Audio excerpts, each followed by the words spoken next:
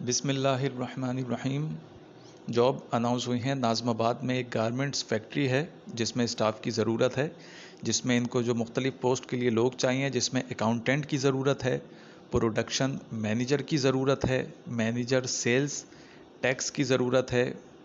और ये जो अप्लाई करना चाहते हैं इस पोस्ट के लिए वो रब्ता कर सकते हैं 03008242 अपने तमाम डॉक्यूमेंट्स वगैरह मुकम्मल करें, अपने जो एजुकेशनल सर्टिफिकेट्स हैं और उसके अलावा जो आपके तजर्बे की जो असनाद हैं उसको मुकम्मल करें। इस नंबर पर रब्ता करें अगर मज़ीद मालूमात चाहिए, या फिर ईमेल करें अपने कवर लेटर के साथ। जॉब एप्लीकेशन के साथ एक कवर लेटर लगाइए और उसको सेंड कीजिए।